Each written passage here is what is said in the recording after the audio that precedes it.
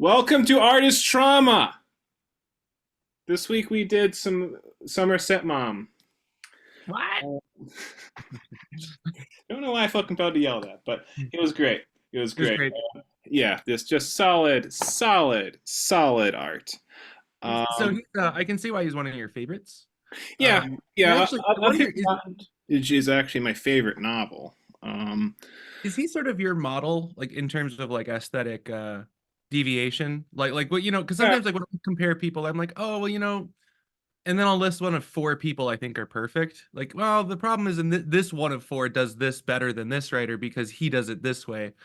So you would think he's kind of a model of aesthetics for you. yeah. As in, there are other people do who are greater artists. I would say, like I'd say, Beckett or Mom or Tolstoy. Well, Hmm. one thing else, but then there are artists that I just feel like, okay, this is just good in every dimension I could ask for. Like, there's nothing that I feel is like Yeah. weird in a certain way. Now, no, Tolstoy is also this way, and he's also just perfect simultaneously. So it's like video game stats, whereas Malloy has, sorry, Beckett has certain stats powered up at different points. Mom is a very across the board even stat good Yeah, character. yeah. As in, He's like the way I think of, like, he's just a very clear, perceptive writer with a strong sense of what's profound and meaningful in life, but also intensely common sense. And I really like that combination of he both knows something profound, he has depth, but he Mhm. has that eye on, well, what is life actually like? There's no um unworldly idealism for him. Oh, although he does What write sort of about people.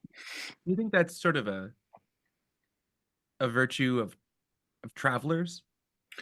Um, Well, not all. Sorry, what am I talking about? Maybe let me pin that down. Maybe his travel is related to that.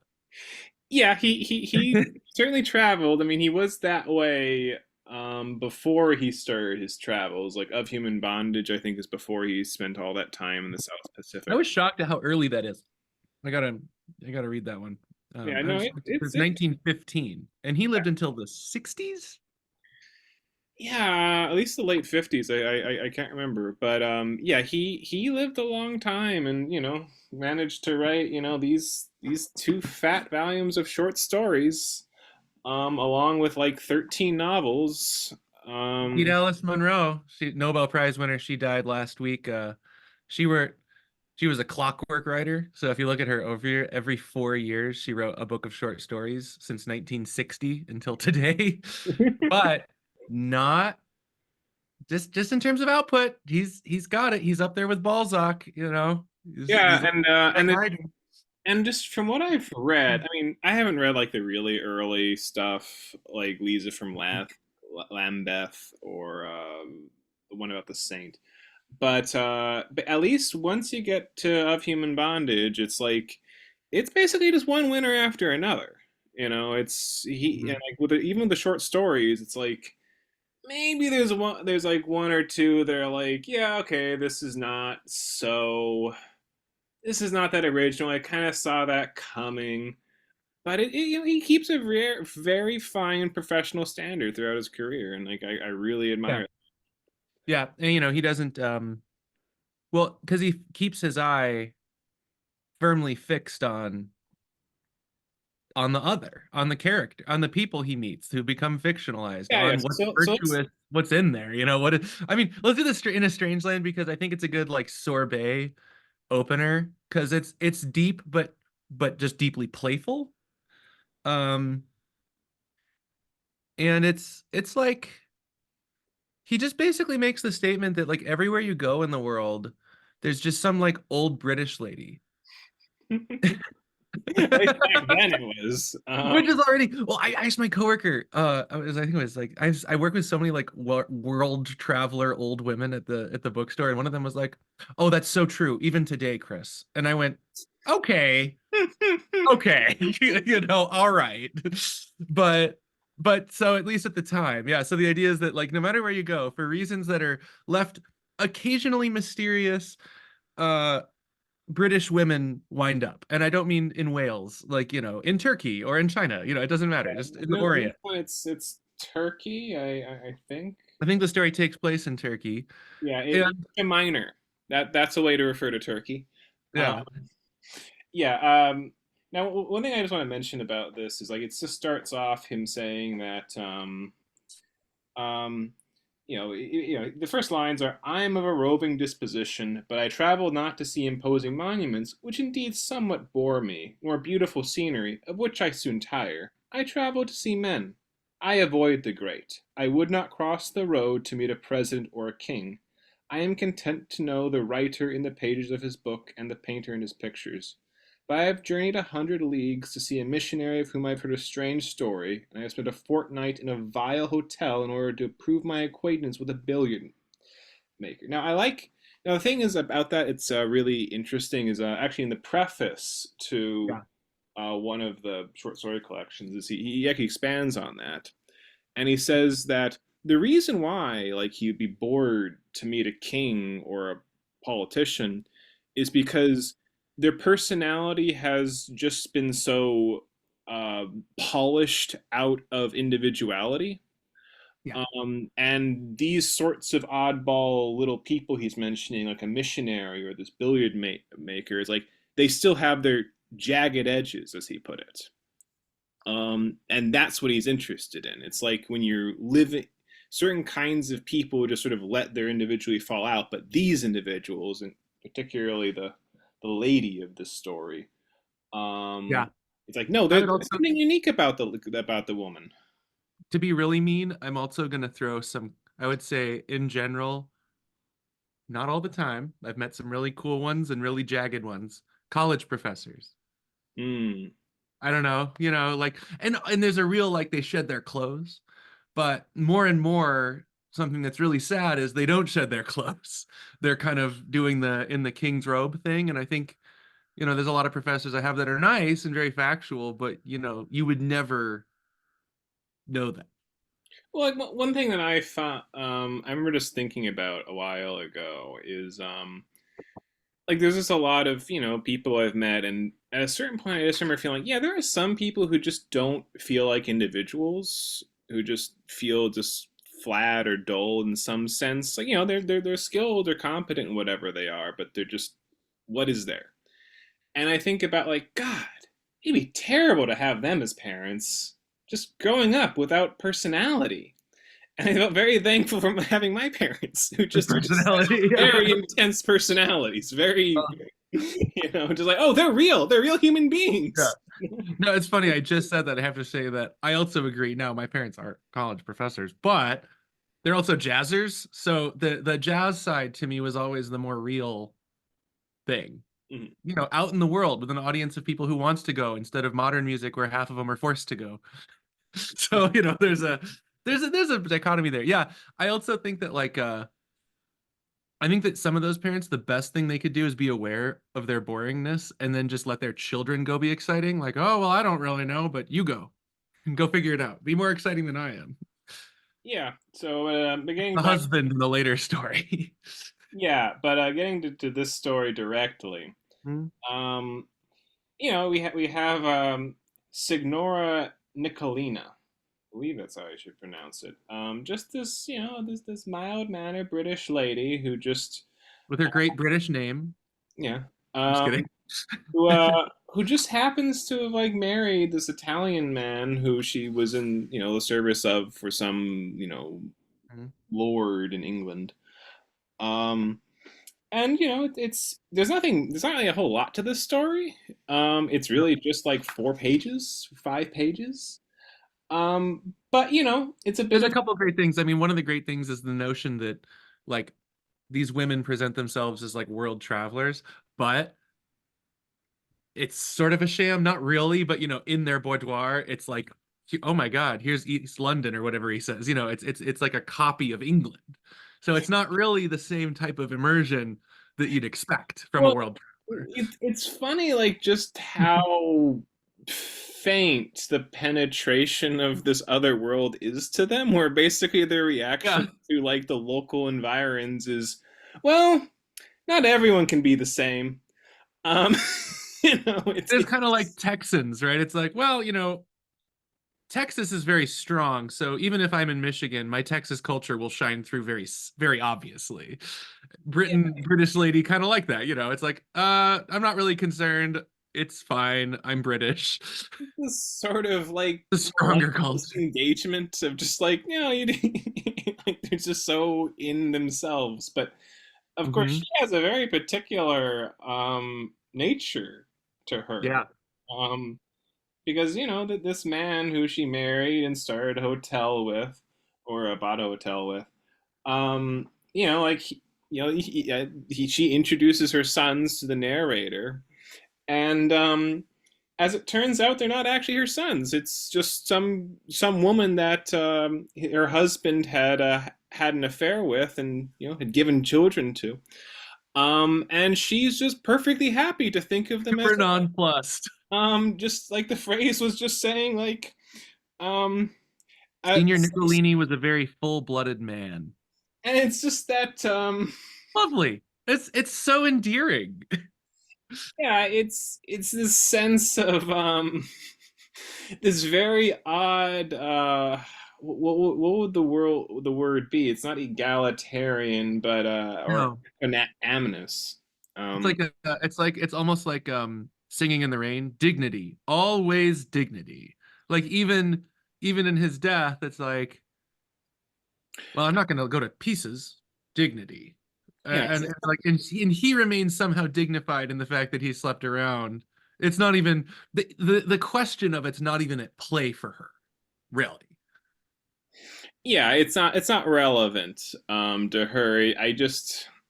And I guess that's a sort of part of like just sort of putting yourself in this other world of Turkey, and just sort of looking at it with just total equanimity, and then looking at your husband's um affairs is like, oh yes, yes, that he's a full-blooded man. I understand where he's coming from. I can't judge this as Yeah, wrong. um it's more than endearing. It's part of what made her fall in love. You could almost venture that when she says he was a very full-blooded man, like she knew what she was getting into. Like part of the wildness of the man made is what attracted her, or something. I don't want to speculate too much, but she makes it part of his positive quality to her. Yeah, yeah, it's I guess one thing I will say is I don't understand this phenomenon or this character after having read it. Like it holds together in my mind is yeah, sure, I believe this exists. I like this is a psychological makeup that's plausible, but I don't understand I don't understand what's going on here. I Frankly. get it. Like I think it's a metaphor for the country. So this is obviously not an active today stereotype, but the idea of foreign countries is more wild. Um, that was part of why she's there. She likes the place, so Well, she I, doesn't I think that fits. I hurt think its that fits, but wildness. there's just something of, Oh, just personally, like you would be like, "Oh, you cheated on me. I'm leaving. Bye." or at least to be sort of like, I don't know, just a bit disturbed by it. I guess I would have liked to have just seen like, what was it like when she found out he had bastards? Like that's Well, Ray, the full Malapartian turn would be, yes, that was the moment she became part of the wild country because she stabbed him.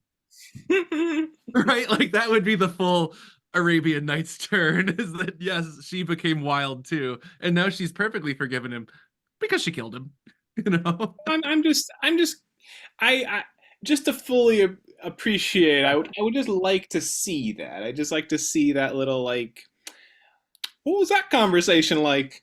Um, how Do you did it think, go? I mean, like his shorter ones, like both this Mayhew and I'm sure a bunch of other ones that are under 10 pages, it's kind of just like a sketch. Hmm.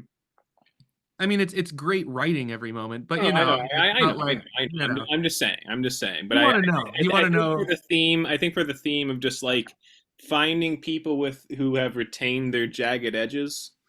Here's a good example. Here's someone who is not abiding by, who has not been rubbed down by convention. Um, I mean, it's funny. You know, you run to a stereotypical place to think you'll find someone wild, and you find more convention. Like if you go and talk with like the homeless population, it's like, yeah, these are wild people, and it's like not really. They're often having issues of substance abuse or are mentally ill or are stupid. I don't know. Like, yeah, yeah, that would be that's about the three main that is categories. exactly what I'd be expecting. It'd be unbearably tedious. Maybe 1 out of 1,000 would be like, well, that one's an odd one. Yeah, But so like that figure of the like really interesting drifter, it's like, they're kind of just not doing well. So when just people are not doing well, they're not faces. very interesting. I mean, but like I think that's true wherever you go. If there's a symbolic role, it doesn't necessarily mean it's true. Like if you go to, oh, the most brightest and interesting people in the world are at the college, and you're like, well, they might be smarter than me, but they're not going to have this jagged edge any more than anywhere else. You really have to you can't predict when you're going to meet someone like that. Mhm. I think it's just going to be totally arbitrary when you Yeah, find yeah. someone. I think in some places it's more likely. Um, Yeah. in other places it'll be less likely, but that's kind of about it for what you can say there. Yeah. Um, but I think we're ready to move on to the That was Unconquered. just a palate cleanser. Yeah, that was I don't think there's anything else to say about that. Although I read it first and I went, "Oh yeah, this guy's got it." I went, "Thank you." My first thought was, "Thank you, Ray. Here we go." Do you want to do the Colonel's Lady and end with the Unconquered, or do you Yeah, want to actually, go that makes more sense emotionally. The like Unconquered is with quite this was quite. vicious scene? I was actually shocked, but we'll get there. Yeah, all right. Oh, good for you. I was exalted. Um, Just like perverse man, just like, wow, it's really crazy. yeah, Okay. I was in a state after that one. But all right, Yeah, let's. I was too. But that's the Colonel's Lady, which I was also in a state of, but it was kind of like more British. This is more of a actually British story in my mind. Yes, yes, aggressively. Um, Um, aggressively British. yeah. Yeah. Here we have. It's a story about that focuses on the character of George Peregrine. I presume that's how you pronounce it, or Peregrine. I'm gonna say Peregrine.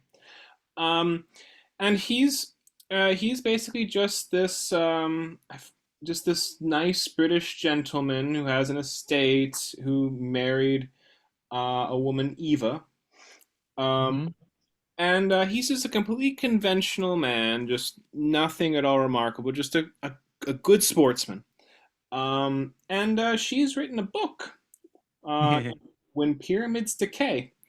And it's quite the hit, quite the literary hit, and it takes him a long time to actually realize why. Um, He can't even bring up he can't really read, which is kind of brilliant. Like he can't like and so he so when he gets the book, the yeah. first thing he says is, why would anyone need six copies of one book? Which is just a really brilliant little way, very plausible this would happen, is that her Yeah, books show up in the mail. yeah, as in he doesn't know that she's written a book, and he's like, okay, Evie, you mind if I go and read your book? And he tries to read it for a while, but it's a mixture of free verse and other, I forget, more classically written poetry, and he's not reading it very carefully. And at a certain point, he gives up and says, just tells her, "Oh, it's quite a good book." Yeah, Um, more importantly, it's really, really hilarious. I mean, I'm sorry, equally as importantly, when he critiques it, he since he's such a bad reader, he just reverts back to schoolboy remembrances of what verse is basic. It's like, oh, the line doesn't work. He doesn't imminently look at the text at all. Like there's no it's all like remembered forms, right? Yeah, he's just got this. There's this one particular quote that just keeps coming to his mind of I can't even find it right now. But Ruin sees the ruthless king. You know that's his, the boy stood on the burning deck. That's his vision of good poetry, which that's fine for a boy. Nothing wrong as an introduction. At a certain age, but that's kind of the extent. And of course, it's funny. He shared Edgar Allan's Poe opinion that poems should be short. Um, anyway, he's not particularly good at reading. He doesn't get particularly engaged. And then we, and by the way, the marriage is not close. It's very cold at that juncture. In their Super life. British. It's not just it's cold in such a British way. She like takes care of the estate super well, and he's a nice man, and they put up appearances. Basically, what the story's trying to tell you is that no one's going to get murdered. You know what I mean? It's not that type of story. They're not like bad people. They're just sort of like there, or Yeah. devoid of passion. This pays the way for her earlier passion to shine through. But there's not like he's fine. Yeah, You know. basically, what happened? Well, actually, we'll talk about that a little more as a certain Yeah. aspect of that later. But when it comes to the Unconquered, but well, basically, what happens? It turns out it's a major literary hit. Like, she's written like basically like the Wasteland or something like that. Almost that's how much it's celebrated. Yeah, it was like it was also like T.S. Eliot. It was her name. Da da da da da. It was. Well, no, lots of people did that back then. Like where it's like, okay, you got like H.L. Mencken and Oh yeah, yeah, yeah. It was Hamilton. just like a made up People like to do common writer. that. Yeah. AJ Ayer, you know, Oh yeah. I'm sorry. That's a bad point. You're right. All of that. All of that for sure. yeah. But anyway, so she ends up during and at a certain point he's sort of getting like odd of like, why do people sort of like titter when they see me? And they kind of stare and smile, Yeah. smirk a little bit when they realize that I'm her husband. And as it turns out, it's because she wrote a poem describing basically her love with another man, A younger man. a younger man, um, her affair, and her basically the absolute indifference in her life to her husband. And when he actually, goes through the rather difficult effort to read the damn thing, um, he finds out that it's just too clear that like yes this is our life, this happened, like so many of these phrases are her phrase, Not so fiction. many This incidents is and yeah. details are our life, this is not Not fake. And even like like a book seller who he gets the book from just sort of really he's too embarrassed to ask his wife to see the book again. um which he is a great little psychological touch that he had to go he felt the need to go buy one. Yeah. Yeah. um Because and the wife I think it was implying there wasn't the wife like kind of do do do gonna Yeah, take yeah. that. Basically, Oh, like, she just walked into his office and took out the copy she lent to him. yeah, Um, yeah, yeah, yeah.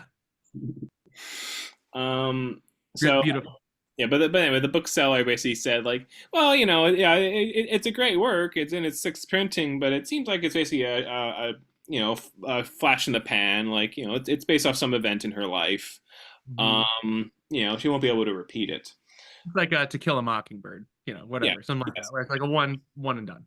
Yeah. So anyway, but I have to say, this is what's so amazing about this story is just like the inversion of what you expect from this kind of event. As in, normally, what you do is you would focus on the wife. You would focus on the wife and her affair, and like about all the emotional turmoil and trouble that went into that. Yes, yes. Here, we have it like it's all focused on the husband, this utter bourgeois dolt, who's just He's, so he's utterly literally like indifferent to art. he's kind of like the guy, the straw man version of people in the first story, right? Like it's like I don't want these sort of just role oriented people. For 90% of this story, he just is that Yeah, as in he oriented guy. Like yes. the type where Ray, you were like, oh, I don't know what I'd say to this man. You just other than like, let's go shoot pheasants or whatever, you Yeah, know? it's like this is someone. Yeah, this is the sort of person who I would feel like, God, I hate to have him as my father. Not because he wouldn't be like a dutiful father who'd do things for you, and he wanted to be a father, like sincerely. This man is. It's a shame his Right. wife was sterile, apparently. Um, but he was. But it's just like, but he doesn't have a soul to me. Um, he's just, and like I have to say, like I just love the fact that like the final line when he's sort of like just like sort of coming to terms with the fact that like she had an affair and okay, I'm just going to live with it. He's just asking his friend, um, just like, God, what in the name of heaven did the fellow ever see in her? Um, it's like Your she own wife. wrote a classic work of literature, buddy. Don't you see? Well, There doesn't was that something also kind of say marvelous that there. his second read, he still didn't really read it? You know, Yeah. he was like reading it just for his own, Well, just for the real, not for like anything poetic, you know? yeah, it's like Jesus Christ, buddy boy. But like that was just great. That was just fantastic. It's like that fact that it's like you're not realizing that you actually had a marvelous gem that just wasn't particularly obvious to you at first. This isn't like opening spiritual depths to you. This she's still just kind of dull as dishwasher in your mind. Gee, what is wrong, buddy? I Um, love it. But it's so perfect, right? Because like if he had to come to Jesus, it would be more like bad uh Russian dude. Bad Chekhov. If he was awakened and he came ah, in and like, oh, your infidelity has awoken my soul. That there's a good story in there for sure, but it's much funnier that he doesn't. Yeah, no, it's wonderful the fact that like we have this intense dichotomy between the sort of spiritual unworldly wife who Mhm. has this intensely emotional affair. It's just violently passionate. And one thing is that he's having an affair during the story. Oh, I Um, forgot about that. Yeah, that's yeah, really yeah. Like important he's actually. having an affair, and like it's just the most casual, just like chorus girl, whatever it is, and just like, yeah, okay, yeah, when I'm in London, I see her, we'll have a good time. And it's like she's making fun of him quietly, like Yeah. it's over this pyramids decay business. It's just it's great. It's It's great. great. It's great comedy. And I'd say that there's really not much of a tragic element. The tragic element, of course, is that like, well, I don't think there needs to be one actually in this story. Well, I It's mean, there is, as in yeah, like what it's in the yeah. back, as in it's basically we get it at second hand of it's the wife In her and book. the fact that like she had this beautiful affair, and then when her lover died, he her attitude was, yeah, that's I have to just continue my life without any kind of Yeah. consolation and like carrying on the facade of my existence, and There's also a little in there. successfully. Her Uh, husband doesn't know a thing well, until I she think I think advertises it. I think you're totally right. That's a great point. I also think that it's a testament to his just vanilla-ness is that was able to hide all this because he was just so boring and nothing, it was like And the nothing. thing is like he still likes having her around. Like he still finds her comforting. He'd be lonely without her, like there at breakfast time, etc. Like they do have like a. It's not like they live in different wings of the house and might see each other every fortnight. It's like no, they have like something of an existence together. I Uh, mean, yeah, like they're not, these are British people. Dignity, always dignity. I mean, there is a little of that performative, like if this was in Alabama, everyone would be like stabbing each other and it wouldn't work. It's a different especially among the upper class, it's I feel like keeping up appearances takes on a religious quality. Well, I think for well, for I think it's a little bit. I think you're putting a little bit too much into that. It's his. I will agree. I will agree. Like this could not have been done in like Faulkner's South. No, That's not. because everyone would just like shoot each other.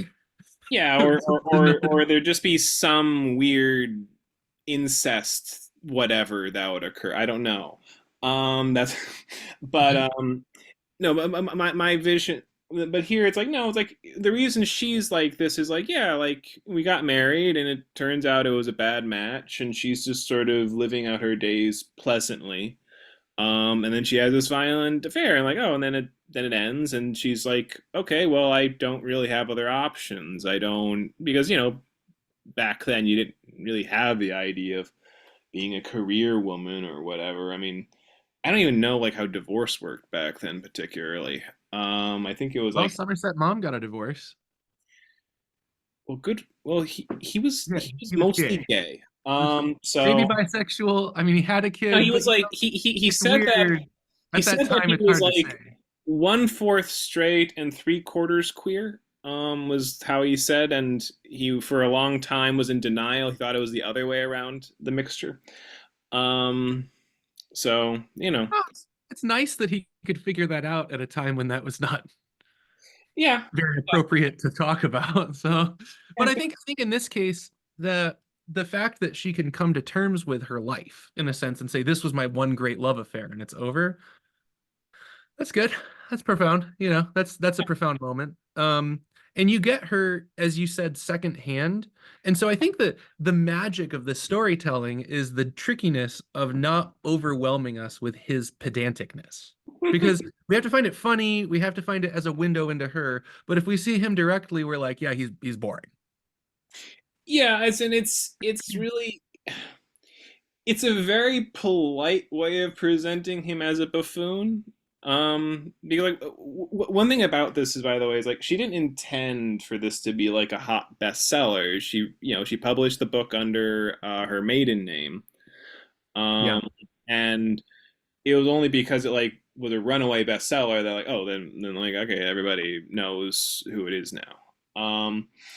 But it's just the idea of like yeah he just okay, this is sort of part of it with Mom is he has a very strong sense of there are spiritual values and there are worldly values, and these two things are in basic conflict. Okay. And the spiritual values are, see, as far as I can see with Mom, fundamentally impotent compared to the physical ones. They're just yeah, some people are moved by them, but fundamentally, like, they will be crushed by vulgar sensuality, etc. Um, Oh, could you explain that a little further? I think I well, get it, but just oh no, like, as in, well, it is a lot of the time you have the delicate spiritual side, mhm. and that's fundamentally crushed by the more vulgar, conventional, physicalistic side of things. Like Oh, that's the dominant force. As in, and it's like it's freedom is on the side of the more delicate spiritual. what? Like freedom is on the side of the Oh, spiritual side, or I don't know. Okay, I'm not going to make this political, but I mean, I don't know how that would fit in his worldview. As in, obviously, he's like, sure, like yeah, like freedom is like a good thing. It's better than Hitler, as we'll get into. Um, yeah, so freedom would be like oh, I don't mean political. I mean like a character's free agency is oh, on the side of oh no, spiritual. I don't think that Mom believes in free agency at all. I Oh, think that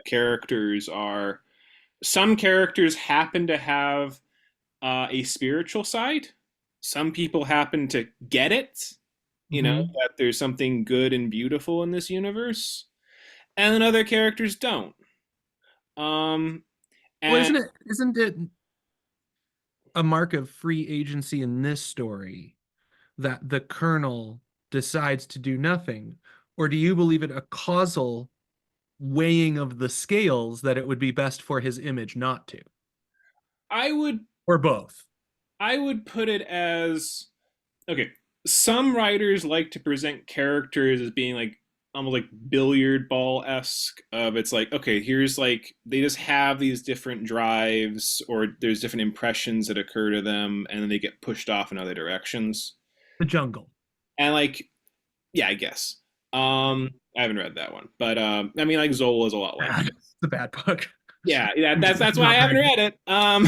I I'm feel sure like I everyone's have told to you that. because people refer to it so much, and I'm not looking forward to doing that. I really Well, don't. if you want an essay on how meatpacking and immigration needs to be reformed in a novel, then yes, it's great. If you want to do that without having to read a work of fiction, then that's fine. Like one thing that I'm not even, I don't even know. Like, is this even like going to be good journalism? I mean, I don't know. No, no, it's bad. It's bad. It's like a cyclical death spin where Okay, every character okay, has their death. Okay, okay. yeah, sorry. Keep So, so, going. so, anyway, so anyway, you have that more Sorry, like keep going. billiard ball view of like human beings, and then there are some people who are also determinists, also like this, but who feel that their characters like there's more of like a rational processing. Like ultimately they don't control like the path they're going to go down. They don't actually have alternatives like in a deep metaphysical way, but there is like a certain processing that goes on of like, well, there's options provided and it's not like there's like they could actually go down a different way, but there's something going on in their heads relevant to that. And Um, that's what you see the current Yeah, that's person. that's what I see with Mom. And then again, and just by the way, just to make it clear, and then you have other people who are just full out volitional, like, no, this character could metaphysically do multiple things, and he just chose this one, you know, or he chose. Right. I mean, I think that's true of like I mean, obviously, a lot of experimental art, the freedom of the character is very tied up into the freedom of the language Well, like, and I would just use practice. examples like someone like I don't know Victor Hugo or Oh yeah. Sir Walter Scott or Rostand. Well, a You know, lot of the classical ones are like that because in the Christian worldview at the time, same thing with Balzac, you have free will so that you don't choose sin. Like so many Balzac characters, fall into gambling. And in Balzac, there's this tension in the heart of his stuff where it's like, was that preordained that he's going to fall in, or did he have a choice? And it depends. It's kind of novel by novel if that Christian view of free will is actually at play. yeah, I wonder. He's kind of transitioning away from Christianity, Yeah, my feeling with Balzac is he does believe that people are determined ultimately. That there isn't free will from like the two novels I've read by him Yeah. and the one short story. Yeah, because you did Old Goryeo. Yeah, and I also A did. pretty deterministic viewpoint. Yeah, and also Eugene Grandet. Oh, I Um, love that one. yeah, it's a great one. It's such a Great one. Oh, it's so good. um, Well, those are yeah. I would make the point, and this is a very Nietzschean point where he goes like, most philosophers' thought is rather determined by their stomach contents rather than their thinking. I think sometimes for Balzac, he's a determinist because he just has to keep the energy up of the storyline itself. yeah. I don't know. I don't know exactly what's. But no, I think But you are right. I think rethinking it, I think he is more determinist. I think the romantic freedom of a Hugo character, which is really enticing, is not the almost addictive nature of reality in Balzac. Or Yeah, like that is like a point that's like driven home in Peregorio is you have as he said, like everyone basically has their addiction. It might be to women, it might be to cards, it might be to music, it might be to drink, and like by the way, it's all about music. Music is in there. Something high and spiritual is also oh an yeah, he kind of reduces it all, and the only way out is to like remove yourself from the world. Like there's always the threat for women that they could go to a convent in Balzac, and it's yeah. like, okay. But I mean, okay, sorry, we're talking about this. I actually just want This to say is another not what's thing. great about Sometimes Balzac. you do have a more secular, like Ibsen. Yeah. Like it is like when you read Ibsen, it's like these characters have choices. Like these are not determined. Um, I so think in a lot of just run-of-the-mill good books, the characters have choices because if they don't, the interest of the novel is boring. I don't think that's necessarily the case. As in, like Ayn Okay. Rand makes that point that like like you need to have choice and volition in order to make it like exciting and suspenseful and to care. Like that's her viewpoint, and I violently disagree with that. Of like Oedipus Rex, he doesn't have a choice. He's doomed from the Yeah. beginning, but you still like give a shit. You still care. You still cry. Um, Yeah. I guess I was I guess I want to make a much smaller point. Ayn Rand always is like all or nothing with her points, which are very, I mean, that's attractive. But like I think like for some of the like nice modern like contemporary novels where it's just like, a woman has a choice to stop cheating or to keep going. A yeah, lot yeah, of those books, like Elizabeth Taylor wrote a bunch of novels in the 50s, great writer, but one is a young man decides to have an affair with a lady who's a little older, and then they break it off. And that story is really boring unless you're really involved in their sense of choice. Um, yeah. No, other works like I can definitely see like there's ways of undercutting the suspense that would hurt a work, as in like the volitional component is essential, but there are lots of works where it's like there's no volition here, buddy boy. Like we don't have anything like that, but we're still gonna rip your heart out. Yeah. So anyway, but getting back to Mom, he's in the camp of people who are like individuals are determined, but there's some kind of internal processing, some kind of thought. There's long term purposes there. Kind yeah. of like Conrad is this way, where it's like, yeah, characters are like pushed along by external forces. Ultimately, they have these drives which they can't get away from, but they can accomplish things. They can go up the River Congo. Well, Um, wait. I think it's more specific to press it a little in Mom mm. is the evidence that characters don't act outside of their this horizon, like this, like they're gonna of determinism. Is the evidence because you can trace down all the causes? I wouldn't say you could, as in like, Like why you're given evidence for why everyone's yeah. doing everything they're Well, doing. I would say, um, like with a writer like Zola, it is made very very clear with a number of his characters. Like, yes, this is because of his blood is fundamentally like fiery. Like that's just part of his genetic makeup, and given these experiences he had with a young person, like he had to have gone down this course. Like, Zola is almost pseudoscientific with the level of like specificity he gives his characters motivational setup. Hmm.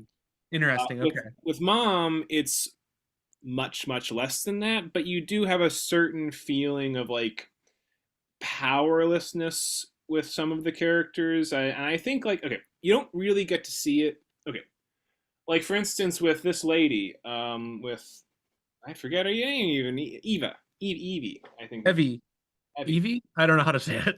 Fuck it. I'm Yeah. gonna go Evie, because of the Pokemon. But Yeah. Evie, she just basically falls helplessly in love with a man, Right. and then he dies. Um, and that's kind of there's no like, and basically she's almost like not seduced, but it's a whirlwind romance for her. Like there's no, Well, the cause is the first part of the story where you see this world, this anesthetized world that she's in, where you're like, oh yeah, she's primed for something, not that. yeah, you can make that argument. I would say like uh as in there's lots of people. Well, as you said, the husband is that way too. Like he's in that anesthetized world, but he doesn't have the kind of soul that would No, be. he's not in the anesthetized world. He's anesthetization proper. Yes, and he can't really imagine dear George Peregrine. Like he's not a master of his fate in any way. Like he just doesn't feel like that. He's just such a conventional human being who, yeah, he's confronted with this very embarrassing situation and tries to figure out what exactly to do about it. But basically all he's told is live with it. That's all you got. Yeah, and that's the deterministic aspect because he was already doing that. And so the motor changes this middle period where with the knowledge of it. So he goes from A Basically, like, back and to A. yeah, I just say like, like what's the choice? And it's like, well, there isn't really. there's no significant choice of values. It's almost feels like a bit of a foregone conclusion here. Was kind of like the joke when the Soviet Union collapsed of socialism is the second in a journey from capitalism back to capitalism. Beautiful joke, brilliant. But it's kind of like that Oh, here, right? His yeah, structure, it's like, yeah, oh, you go, he gets the knowledge, and then he's just doing his thing again. yeah. Well, but it does have to be said though that what is it? 60, 70 years is still a long time. That's not a second. Okay, um, wait, that maybe doesn't work. And also, everyone died, so yeah, that doesn't really. we had the Middle Ages. That wasn't capitalism. That was just hell. Um, you Oh, know, we didn't have. Yeah, okay, yeah. I'm sorry. Now we're just nitpicking, but yeah, yeah, sorry. yeah, Uh, yeah. yes. If But social if Stalinism was a short endeavor, there would be at least a couple million lives less lost. yes, that would have. Oh, It it's would have. funny. If it was just a flash in a pan, like oh god, the summer of 1914. Um, Oh, you know, lost all my relatives, everyone who had a degree. yeah. All right. All right. Sorry. Getting back to fucking mom. Um. All right. So we have that.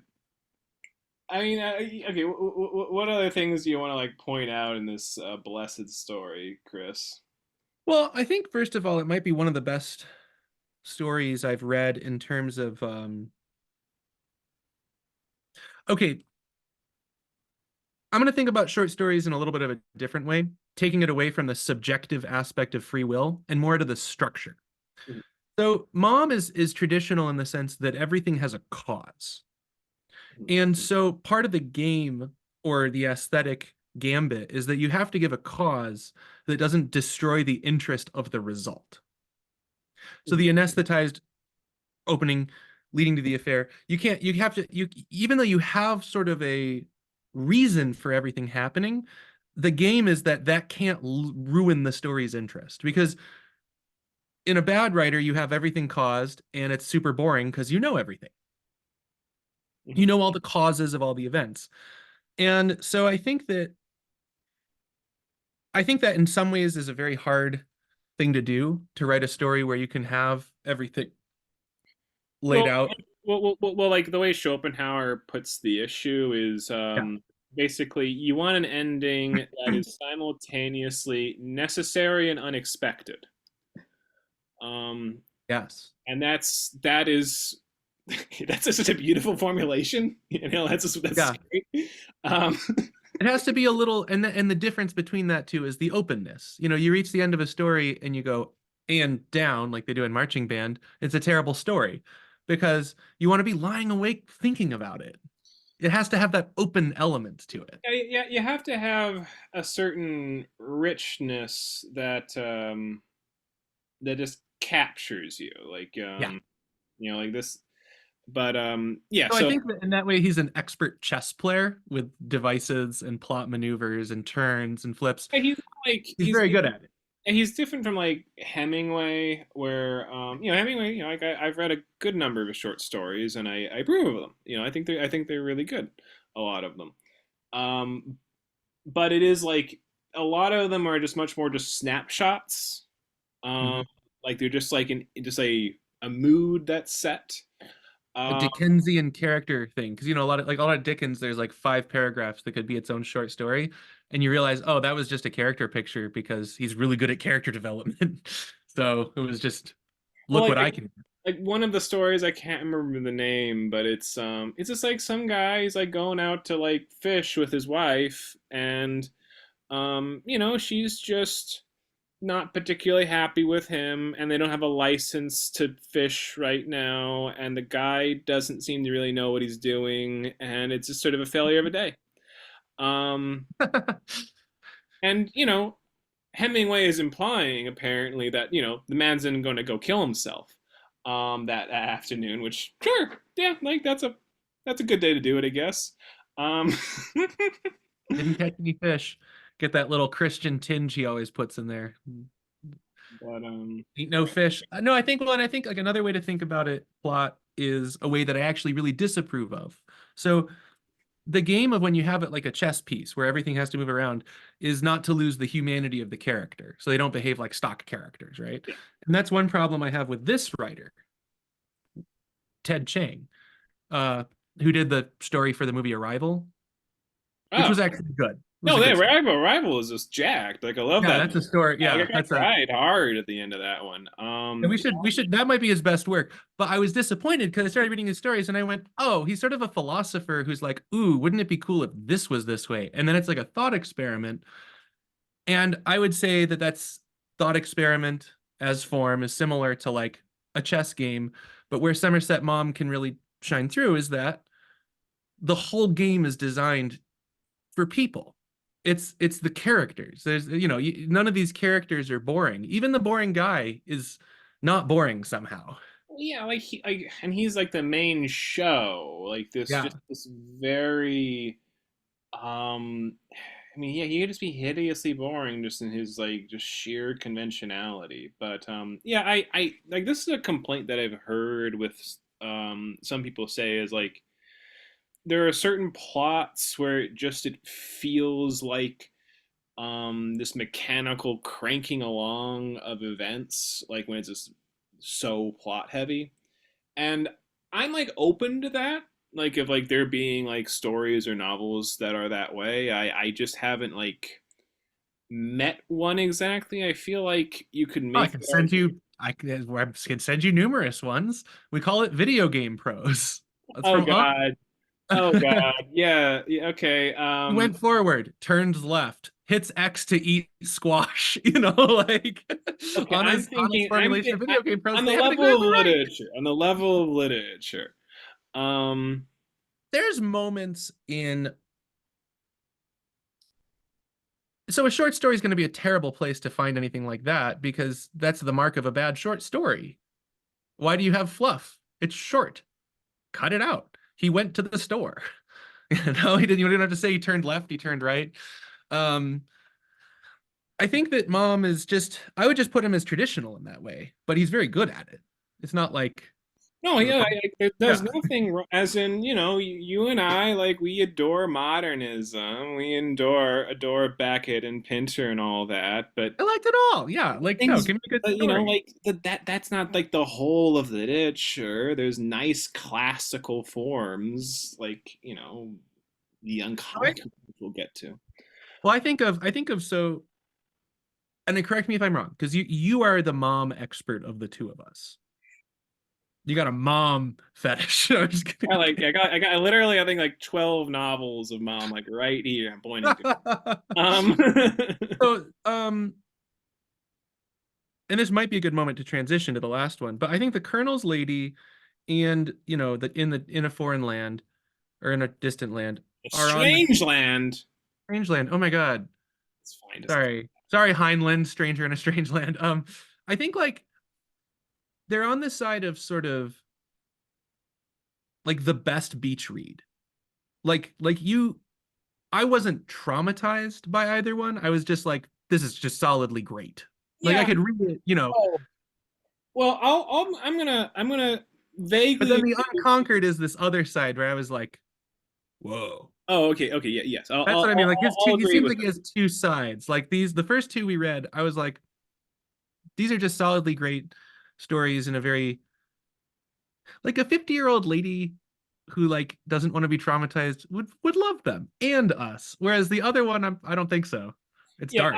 I like the Colonel's Lady because it has just like it's just so wonderful, like it's so just dazzlingly original to like present this very sort of caricatured, old, stereotyped, oh, like the beautiful romance I had during my dead relationship, except, from a different perspective, from the other perspective. Like that's just so great. As in, like, it reminds me of the Yeah. episode of Star Trek where it's like, most of it's about like, oh, Captain Picard and Riker and Mhm. everybody. And then you have an episode where it's about called The Lower Decks, where it's just about like Yeah, just like the petty officers just do, share bunk beds and don't have any fucking clue what's going on the bridge, and they're just like getting Oh, that's great. I didn't know like that. That's they're really just like great. there's like yeah oh yeah, our friend died. I why I don't know, like they know something's going on, but it's Yeah. all just, and they see like the higher officers going off to like the conference room to talk about it, but they don't get any image of this. They Yeah.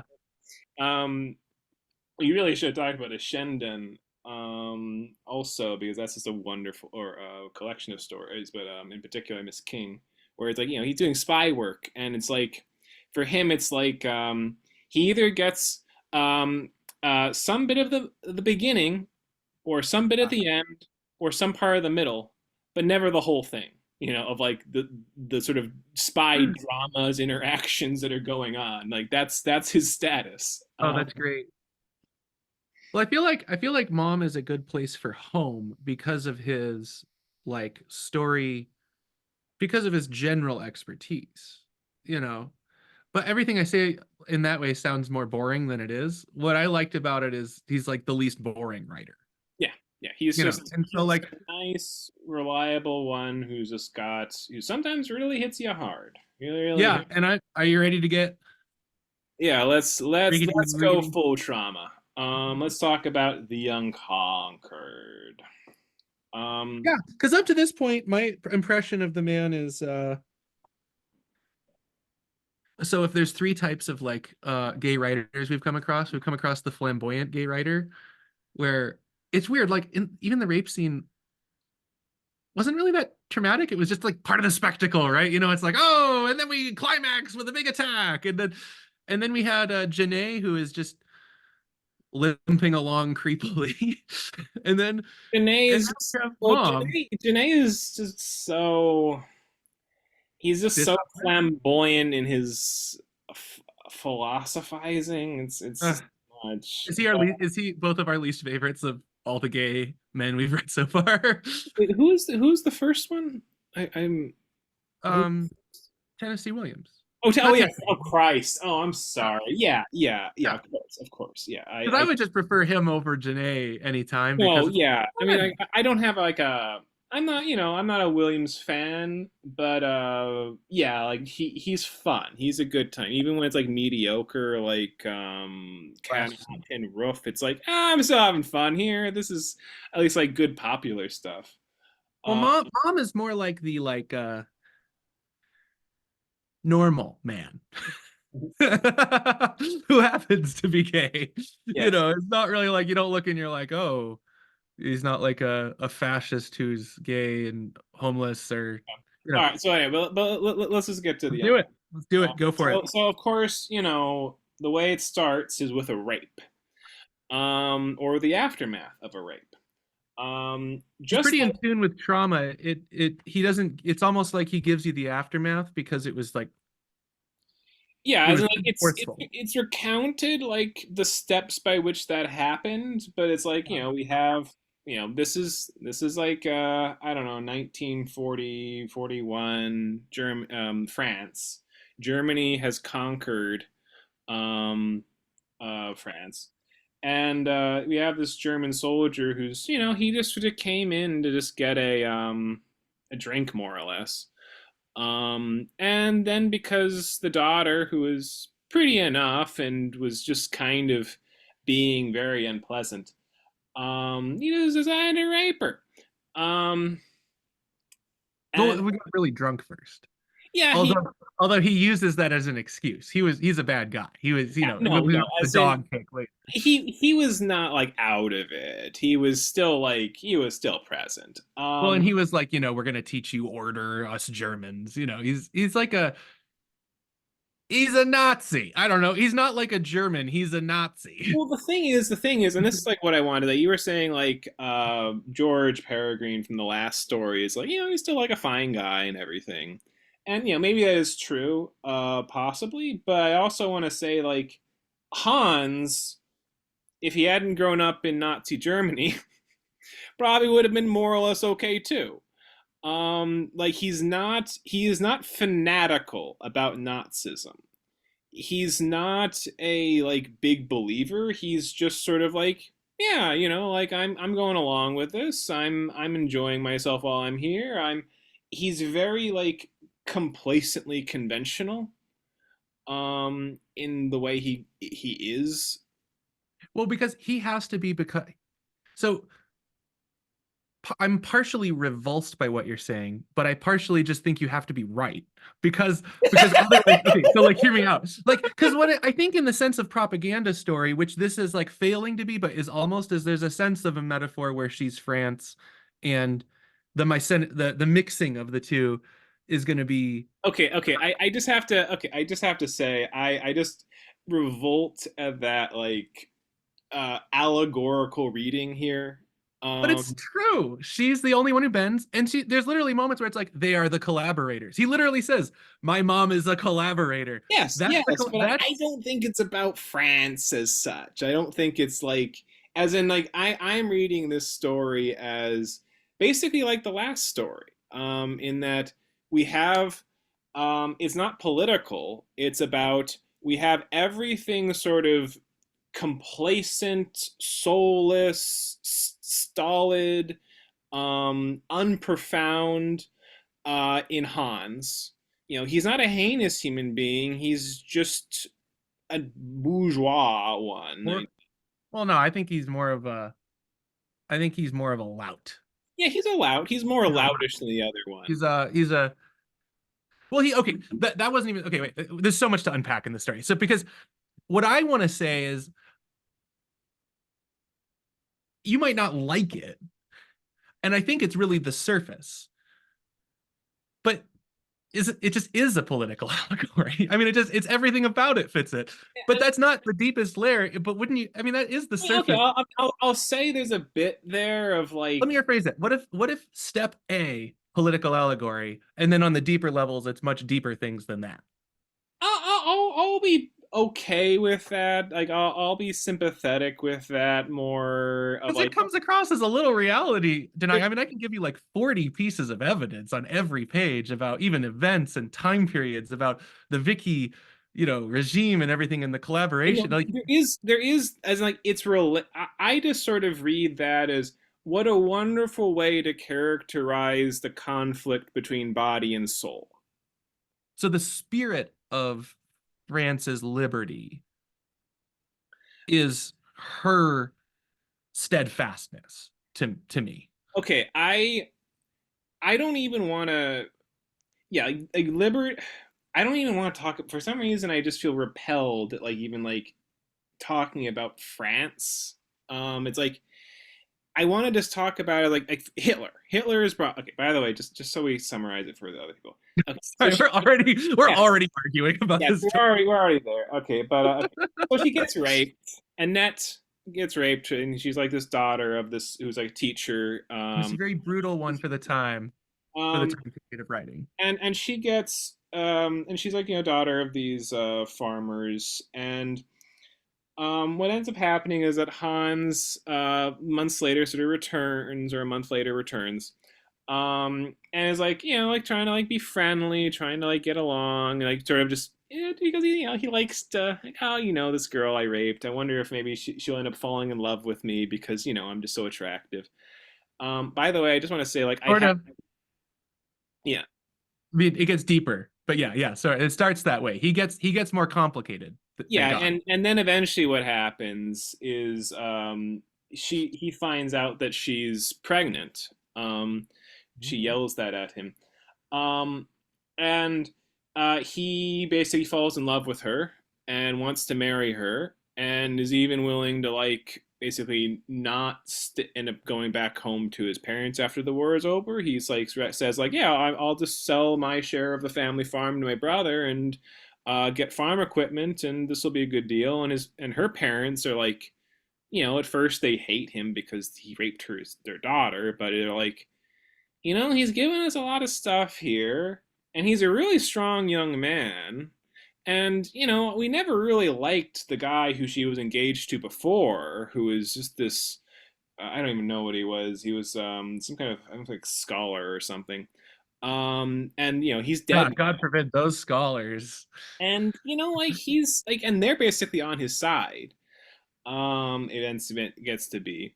And anyway, she has the baby and kills it, drowns it in the river.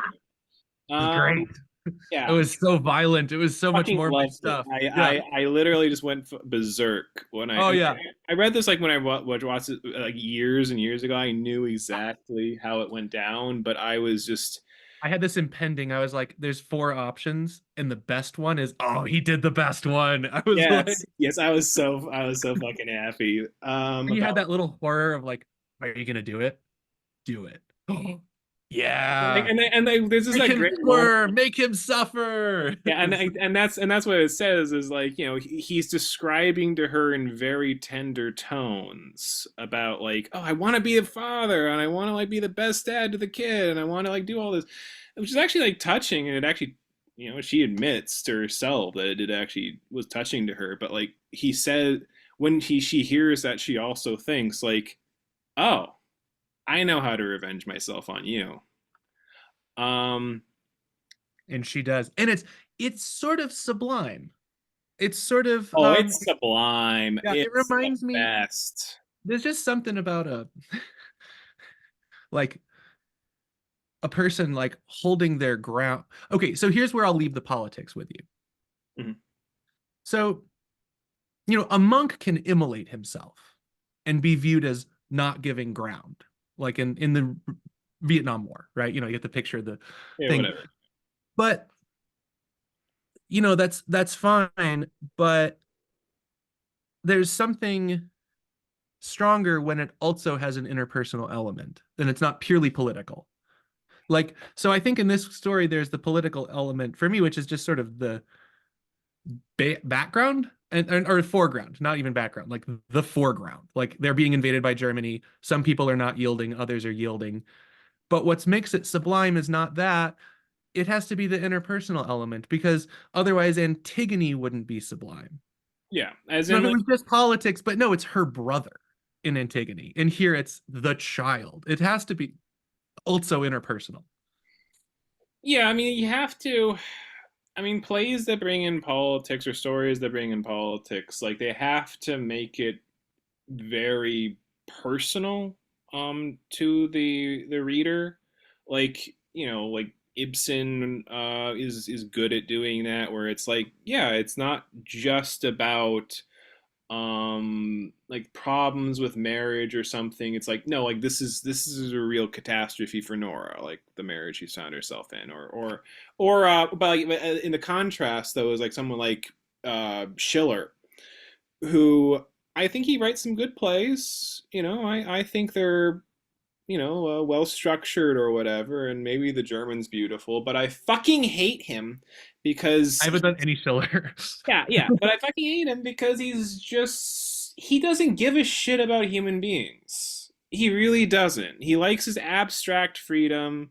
He likes his vision of the new man that might arise, who's truly a true servant of society or something. But he doesn't give a shit about people actually being in love and being happy and doing things that make life matters. Like, and he disgusts me because of that. Um, but anyway, Well, it uh, sounds kind of boring if he it's misses that I element of. think I think Mary in some of his plays he kind of weaves it in, like Mary Stuart. Mhm. It works in. Don Carlos is rather turgid for most of it, except for the last act, which is amazing. Yeah. Because it does get that element in. Well, But another example of one I'm reading right now that does it really well with the interpersonal element is I'm reading Ali Smith's companion piece, and she's won every award under the sun, but she's very experimental, so I don't even know why she sells. And companion piece was written in 2022 during the tail end of the sort of lonely period of the pandemic, and she wrote it as a companion piece to loneliness, and so it goes through all of the views of like what people use to carry with them when they're alone. Like there's a whole chapter on song and a belief, an idea. And then it was like dot dot dot a book perhaps, and I was like, aha, thanks, Allie, thank you for that. But yeah, but that's the interpersonal element even with the book itself is like, oh, here's this element, and it's not inherent, it's not super political, except for the fact that it was a real event, and so we had this interpersonal way we had to deal with it. And all I'm saying is, in the Unconquered, if it was just the allegory, it would be trash. Yeah, yeah, The moon is, Steinbeck wrote one which I really liked in high school because I was like, yeah, yeah, kill the yeah, Nazis. yeah, yeah. The moon is down, and I love it. But now I read it, I read it a couple years ago, and I went, it's his worst book. I mean, I Moon is Down is I don't know. I read that fairly recently, and I was like fine with it. I thought there was a lot of interesting material going on. But yeah, it's there really is nothing to stick with you. Yeah, because like you also, I mean, other than that positive feeling of like fight, yes, which is Yeah, fine, but not very deep. yeah. So let's put it this way though. Like the other books are quite good actually. Like that's the reason why it's the worst. It's like no, this is still like 4 stars. Like Moon is Down. Like it's a good time. Of Mice and Men and the Pearl and of course the Grapes of Wrath are better. Yeah. Um, And you can read The Red Pony for something distinctly more gross. It's all about birthing a pony, and it's like really vivid in its description. And I read it once, and I'm never reading it again. But yeah, no, no. All we're saying is he's fine. He's good, and you can throw politics in here, but like I mean, we should look at some point. There's a prize called the Orwell Prize for political fiction, and it'd be kind of cool to have a look and see which ones we actually agree with, like that actually we're able to do it without losing the human element. Yeah, well, I mean, I'm gonna say like Ayn Rand, with We the Living and Atlas Shrugged. I do think like it is like those are books that are very political, but they're also primarily books about people who actually want to live their lives and like do Mm. things with it, and it's like tragic what happens to them, or not tragic. Um, but anyway, I haven't done Rand yet, so I have to, well, I'll pick that's, it up at some point. we the living is it's about it's about totalitarianism and what that does to people who actually want to live, as the title implies. Anyway, Or another to live, to live, Ikiru, same well thing. that's got nothing to bureaucracy. I guess I guess you can say yeah, faintly people political, sure. Yeah, okay, but All right, yeah, we're good. Yeah, we got it. All right, okay. I think we'll get we back. clarified our disagreement, and we came to a very strong synthesis on this unconquered Yeah, story. yeah. This is Yeah. so yeah. I mean, this is just to me like, in a sense, like actually, this is the same Hans and George Peregrine and Evie and Annette. Are in my mind just very similar. They're fundamental like representations. Like they're both Okay. like one is the sort of vulgar, physicalistic, soulless, conventional person, and the other is the unworldly, intellectual, profound person who is much more meek, passive, relative to the rest of the story. Okay. And one thing again here, like just like George Peregrine dominated the narrative last time, Hans is the protagonist of this story. Like he's the one that we are, from whose perspective we see most of the events. Because from her perspective, it would be the occasional entrance of a contagion, and like her coming. So there, you've read a lot of Mom, and you have synthesized a lot of Mom. So like the oh, there's these types of characters now it's coming through. It's like, oh yeah, you're right. There are those two types. Yeah. So like you have your dissertation ready to go on Somerset Maugham. So I think that that's true. However, what's tragic about Hans is that he the story has to only make sense as he's authentic. Like he becomes authentic when he has a emotion, Well, he and it's does. He does. And yeah. he begins off doing this very casual rape, and this You how know, fucking casual it is. Like he's with like another like German officer, Willie, and he's just Willie is like sort of an effeminate guy, and he just says like, and after gets done raping Annette, he says to Willie like, "All right, your turn." And Willie doesn't want to do this, but he Yeah. feels it'd be impolite to deny, to say no, to look like a not like a Oh, man. and there's in terms of brutality of the attack, this is a 10, and he's like, well, Monday's over. It's like talks about, well, there wasn't much left of her dress, and you're like, Or oh it's like wow, that horrible horrible. like I think it's like the Street Fighter film where it's just like there's this whole big speech about a character is like, "Oh, you built down my village and you killed my father," and like the villain says like, "This may have been the most important event of your life that defined defined the whole set of events that followed. For me, it was Tuesday." Yeah, yeah, yeah. And obviously, like when we're reading it, it's not like he's doing that. Mom does that really expertly and it has a couple effects. First, the effect is that there's a casual cruelty to Hans. It's not grandiose. It's not a grandiose cruelty. It's a casual cruelty, an animalistic casualness Yeah, that's and it's and really, really well yeah. portrayed. Yeah, but I just want to say about the thing with Willie is Willie then like goes into the room and comes back out quickly and says, she's unconscious, and Hans's reaction is, "What does that matter? Okay, fine, let's go." It's like, Yeah, it's like one of them's a soldier and the other one is like you or me, just like, oh God, yeah, I mean, can I go read my books? Like, he came in like fucking France being like a fashion designer. That's what Willie was. Like, I mean, is he even yeah. straight? I don't know. But Well, I anyway, think that like the so one really important thing, and it's a very for mom, I would say like the way he wants to talk about like feminism is look at how she can't like speak in a certain sense. Like her parents are making all these decisions for her. He's saying he's coming. He's bribing them with food. So like it paves the way for the best way to her assert her own agency is really the only way. I mean, was there any other way? Could she? Because she wasn't. Her words weren't meaning anything. She was yeah, just like, "I well, hate no, you." no, it was delicious. Yeah, Like what he did with her words in a sense of, she gives yeah, these like speeches to him where she's just like denouncing him and saying like, "You're everything I hate. You repel me." And, he walks away from it basically like, "God, she's a great speaker." Um, Which I don't know. Did you find that kind of deliciously perverse? Kind of like, oh, yes, that's just. yes, This yes. is kind of The like more because you like can delight in this. the one. Okay, so it's funny. It's yeah, obviously like the assault is brutal. The aftermath is brutal. Him coming back is brutal, and then it becomes like this perverse turn. But the character who I just was like viscerally like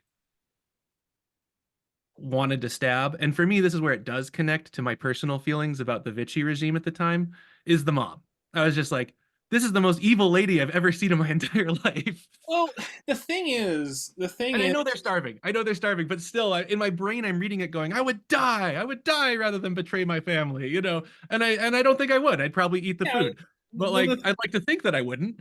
yeah, and now I think now okay, I don't know exactly how this would play out like sociologically. Like, is this like what percentage of people would be like Annette's mother and father? Like, would it be 10% of people, 40%, 70%? Like, I can't say. Right. And like to ruin the story, you say depends on how hungry they are.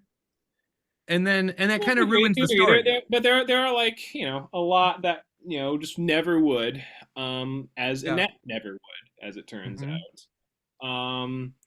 But there are, and like but the thing is like that's so great. Like just to actually to get the political part in there is like you have he's bringing him like Hans is bringing the family like foodstuffs, but also newspapers to the father, and Yeah. then of course in Vichy France the newspapers are very very pro Hitler, Yeah, and they were written by basically my added buddy Celine.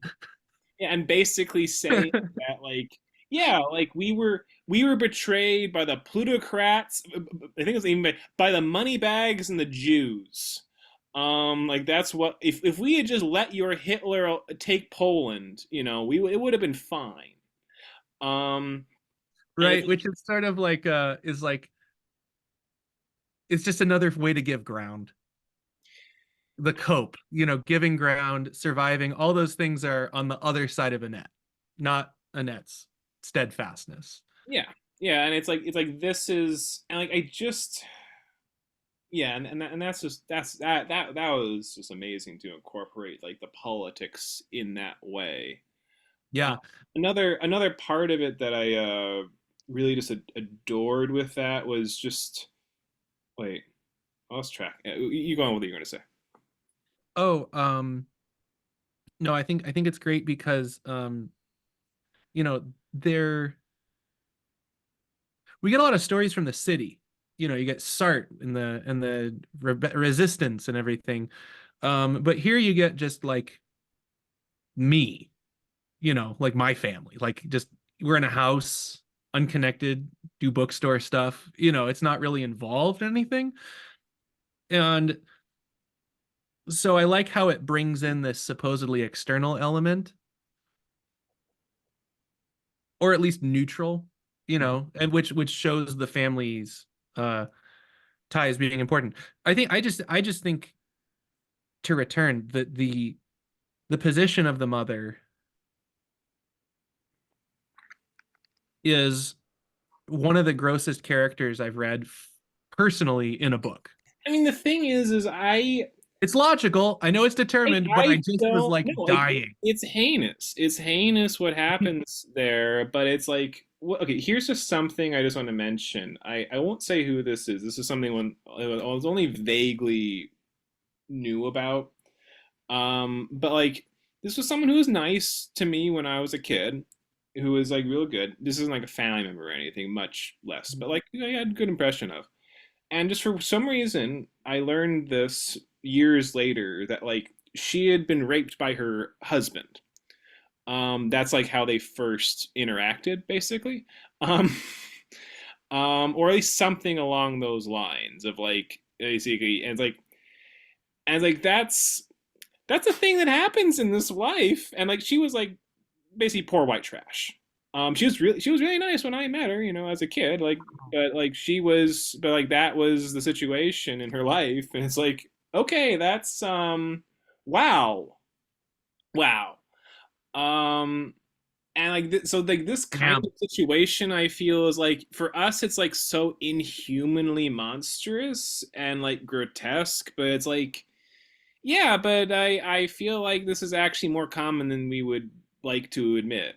Like in a sense, like, and I almost want to say like if it weren't Annette, like Mhm. basically it's like yeah, like anyone else besides Annette would have basically given in. Um, maybe Evie would have shot herself. I don't know. Maybe Mayhew if he was a woman. I don't know. I'm sorry. I have the worst thing to say about Evie. Um, and I no, I'm just gonna do it. It was just she would write a second book. That's good. That's good, man. I approve of this fucking Sorry, joke. that's like the I worst. approve of this joke. I was thinking like, You know, please, Chris, don't bring in fucking South Park or something. But no, you no, won. yeah. You get good Evie has now the material for the second book. I mean, I think that like you almost want to say the word inner passive. Like the person whose lens we're getting as the first person isn't the hero. They're the main character, but they're not the hero. Yeah. So you can watch the splendor of the hero. You can watch their splendor. Because if you're living through it, it's just a person resisting a thing. But from the outside, it's more profound. Yeah. Well, it's. I I want to don't know if I say believe that point. Can you make it more like make well, sense? what I want to say is that like having the protagonist be George Peregrine or Hans. That adds to me a sense of you're it's not just that the story is dominated by the bad guy by the physicalistic perspective, like in Mhm. terms of the events. It's that your point of view is dominated by them. That is how complete the domination is on a certain level. Like Yeah. the good person is just sort of faintly seen through the lens of this intense vulgarity. I mean, like, your favorite story, and basically my favorite story too, is, Ryunosuke Akutagawa's Hell Screen. Um, and that Changed story my is, life. Still does every day. yeah, It's an ongoing revelation. it is a marvel. It is a marvel. But like that is written from the perspective of this very stupid member of the court, Mhm. of the Lord, who is totally uncritical of the horrible proceedings that then proceed. Um, and like that just adds to the sense of like bitter cynicism, if we could put it that way. Like it just adds the sense of, yes, it is not just that the world is dominated, it's like we're dominated because we're seeing it from that perspective. um so Yeah, that's just great. I think you're exactly right, and I think like we're kind of saying that like this is obvious, but I think it's a really complicated experience. Yeah, no, You know, I mean, it's not as simple. It's not like, oh, I go and play golf. It's like, oh, through this lens, and then it goes through that lens. I mean, it's really rich, the wealth of intersubjectivity that you can do in fiction. Um, and then we sort of just take it as natural until we start talking about it, and then it's like, oh yeah, there's a lot going on there. Geez. yeah, it's interesting. It's interesting also because like a lot of his earlier stories are more. I haven't read all of his later stories. I mostly have read his. All of this volume and just parts of this one. But like the earlier ones are more like from the perspective of the good character. Yeah. And I just wonder if it's like, is he just more cynical later on? Like one thing that is interesting, there's a little story in this collection called Salvatore, and it begins just with the lines, "I wonder if I can do it. I'm going to see if I can." And then it proceeds to describe this character named Salvatore, who just lives this, nice, life. Like he's just good to the people around him, and he gets crippled, and that, causes him to have to let go of his fiance, but he still has this positive attitude, and so on. And you do like the guy, but it's like 5 pages long. At the end, it's like, I think I've done it. I think I've actually made a character who is pure goodness actually interesting. Um, All as right, in I'm gonna pull the that's page. like I'll read that before we talk on the phone next, Ray. yeah. Because I'll read it too because it's such a that's literally it's funny. He's like in my head, right? Because I literally just said that point like a half hour ago about like the structure and like not flattening the characters. And this is a very related point that he makes like in the story. It's very yeah. smart guy. It's a smart guy. It's stupid. It's amazing how great he is. But getting back, but Yeah. yeah. But I just want to say that like the core of the story in my mind is it's just again this conflict of like basically the body and the spirit. Um, Okay. and the spirit just, it's this faint thing which can actually exert itself to a degree. It can do something, Well, but I think I think you're right, but I also think maybe more profoundly, not more profoundly, the word I would like to use, and I'm surprised you didn't want to use this word because you're the Randian, is reason. Reason speaks softly but is unyielding. She's like the spiritual side that you're saying, just having not read as much Mom, I take as the reason, the side of reason is the lady. yeah, I am not sure exactly. I'm not Okay. denying you. I just because like there's two ways.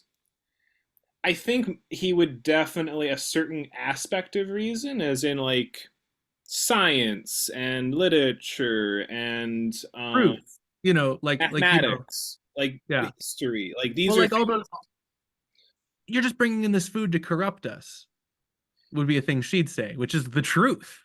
You Yes. know, she's on the side of truth in a sense, Yeah. So like which is there is that sense, but there is yeah. also like I'm not entirely sure what mom would say because he also has like the basically Annette saying like you want me to be reasonable like my parents, and like I won't. Oh yeah, I'm just using the word differently. No, I'm not Yeah. saying. Well, the thing is, like, people do when they sometimes talk about reason, they think of it as like this amoral way of getting through along in the world, and like it's not as. So it's like it's It's like curious. Like, I don't know where mom yeah. exactly stands here. Like, Like the way people like when you the way other people one use of the word reason is like you get out the whiteboard and you get the pros and cons list. yeah. And I think that is not the use of reason that I am using here, which is more connected with the weight of truth. Oh no, I know. I'd You say know? truth. I'd say truth in that sense. It's just I don't know exactly what mom's conception of reason is all. Yeah. I don't want to. He might just be sort of like Aristotle on a certain level of, yeah. There's the higher reason that deals with astronomy and math and whatever, and then there's the lower reason which deals with practical affairs that like a slave would use, and maybe mom would also say like a business person would use, or a particularly successful lawyer would use, where it's like it's spiritually dead in his eyes. Hmm. It's not anything like reason of a philosopher. This is not what F.H. Bradley would be using. Um, but And it's like, but I'm just saying, like he might have yeah, like this dichotomous view of reason. If there's the higher reason and there's the lower reason. interesting. And God, I'm gonna sound so stupid. I mean, I haven't really thought about it that much. Like, I'm not that type of philosopher. I'm a phenomenology guy. Like, I want to talk about the experience of moon viewing, but I'm not really. I'm kind of in this existentialist psychoanalytic camp. But I do think that there is a necessary weight that has to make reason's performance meaningful. Like, that has to make it So like I, because I I'm gonna say everyone's like wrong. I am Like going to say reason's the good guy. yeah, Like there's no yeah. doubt Like about obviously, that. I think Like we're that's on. my view. I don't have like any kind of dichotomy. I'm gonna say Yeah, like no, that's because just the like I good think of thing, like and her maybe as people reason. misuse things. Yeah, and I think for art or like the way I'm using it, like the reason why I put her as reason is because I put the mom as sort of a perverse perverter. Like, oh well, we can make babies with the Germans and they'll form a new country, and she's like, yeah, I'm gonna kill that country, or I'm gonna kill that that anything that happens from the fruit of invasion is is perverse or whatever, corrupt. That's the word, not perverse, corrupt. She's like the ultimate acceptor of corruption. And so I think that in mom's story there is a corruption versus truth And, story here. and another thing about this though is I also just want to say like you're coming at it very judgmentally to the parents and to Hans. And I don't think mom has that kind of harsh moral judgment towards these characters. As in, Yeah. I think we should judge them. Don't don't get me Oh, wrong don't, here. no, no, don't worry. I wasn't misreading you. Yeah, yeah. Um, Right, keep going. Yeah. I think these are, and I think mom would be like, he would also say like, yeah, these. Well, I don't know how I think he definitely feel like some contempt for these characters to a degree. Like those particular the parents and Hans. But on a cellular level, I don't think he's judging them. I think he just feels like, yeah, like these are shoddy people, they're bodily people, but that's just the way they are. Like you can't ask for anything different. They just don't have a spiritual side, and well, that's unfortunate for them and their victims, but that's just the way things are. Well, I mean, I think with Hans, it's more complicated because he does have a spiritual side. It's just it's like a totem, right? He like builds up a totem of what his life could be. It's a I very mean, weird it is development with the interesting. baby. It is complicated. Of I don't how exact okay like with like the soul body dichotomy. you have like all kinds of different ways of cutting that up, as in like Plato is like, yeah, science and like astronomy, or at least the true astronomy, like, yeah, that's on the good side, and like eating too much and stuff like that's on the body side, like don't do that. And but then you have like someone who's like St. Augustine or something, who's like, no, science, that's actually on the body side of things. That's not spiritual. That's because not. it's empirical and not by faith.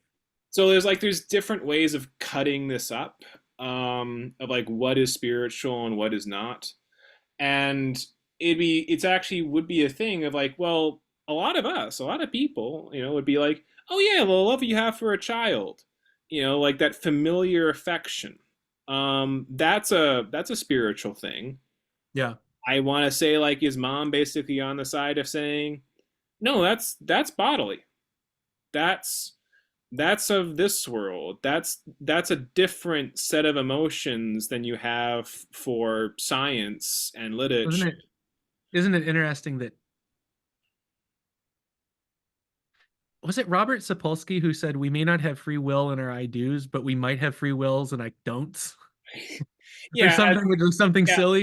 And Well, this it's story is like the ultimate truth of that sort of statement. Like he, well, yeah. Like the joke right? is that his view is that we don't have free will, but we have a free won't.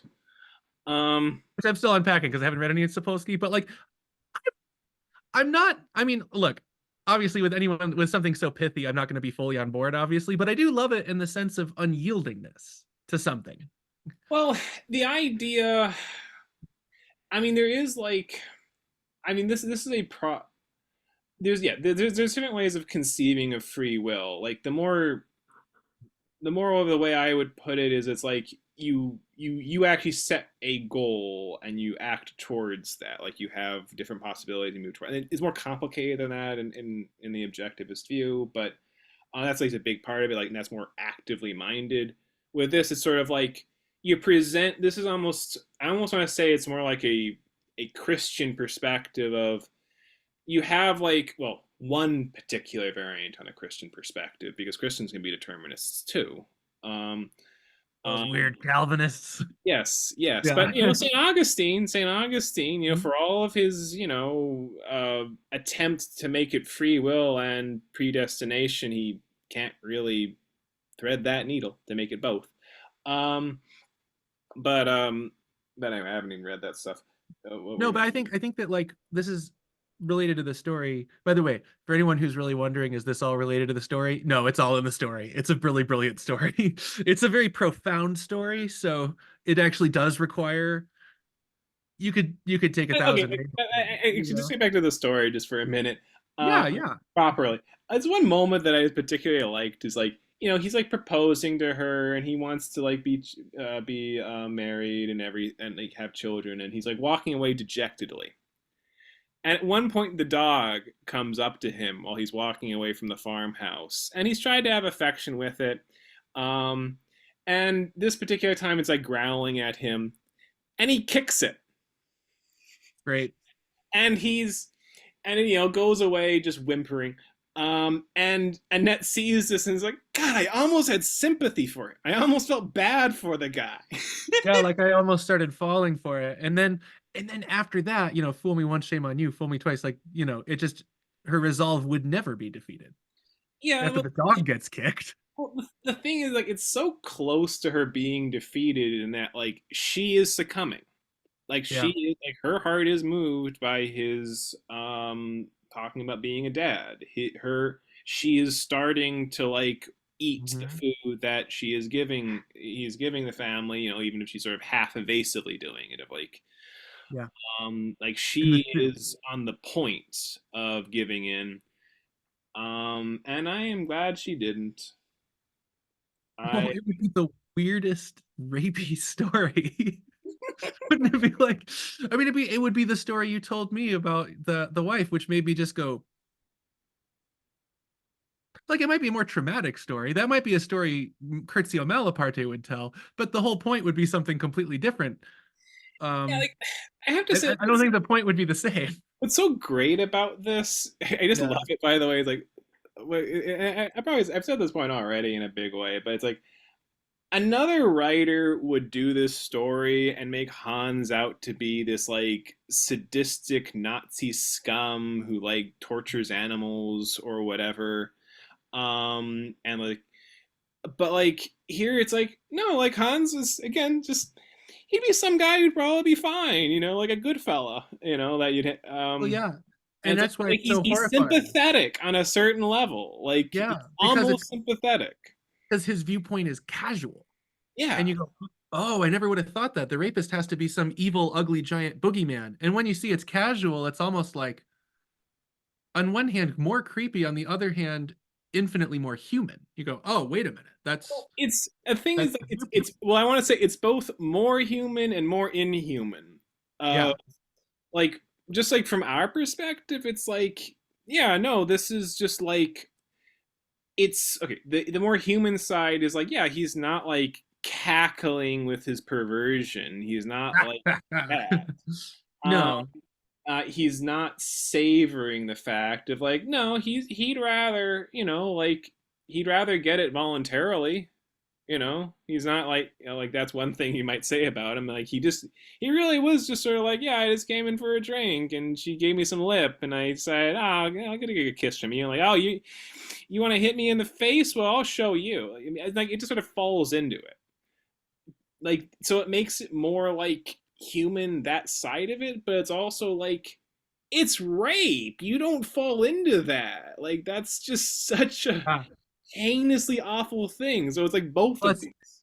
it's like a it's like a it's like a parallax. So like from the one angle, a monster has entered your house and is attacking you, and it's like this deeply traumatic thing, and they must be evil. From the other angle, it's like, yeah, I wanted to drink and things get out of hand. Yeah, well, like Shucks. it's.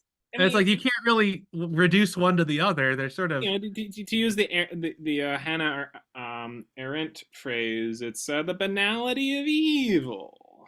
It's like yeah.